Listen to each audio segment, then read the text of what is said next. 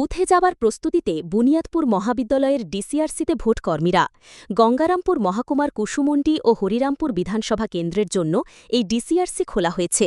কুসুমন্ডিতে ২৩৯টি ও হরিরামপুরে ২৩০টি বুথে ভোট গ্রহণের জন্য ২,০০০-এরও বেশি কর্মী বুধবার সকাল থেকেই সেখানে উপস্থিত হন। সঙ্গে ছিলেন পুলিশ কর্মীরাও।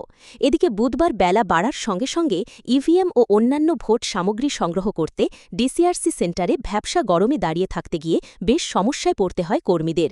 গরমে বেশ কয়েকজন ভোটকর্মী অসুস্থ হয়ে পড়েন। বিষয়টি নজরে আসতেই সেখানেই ভোটকর্মীদের চিকিৎসার ব্যবস্থা করা হয়। এদিকে আগামীকালও এমন দাবদাহ থাকবে বলেই আবহাওয়া দপ্তর সূত্রে জানা গিয়েছে। এদিকে অনেক ভোটকর্মী ছাতা বা জল সঙ্গে নিয়েও তাতে বিশেষ স্বস্তি মেলেনি। তবুও নির্ধারিত সময়ের মধ্যে দায়িত্ব বুঝে নিতে তৎপর ছিলেন সকলেই।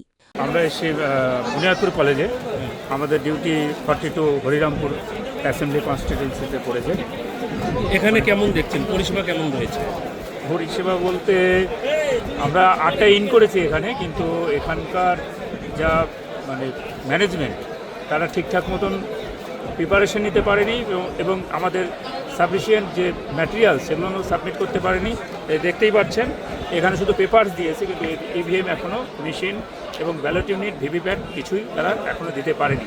তার মানে আমাদের আবার পুনরায় লাইনে দাঁড়াতে হবে, আবার সেই একই ব্যাপার। বুঝতে পারছি এই হচ্ছে সমস্যা।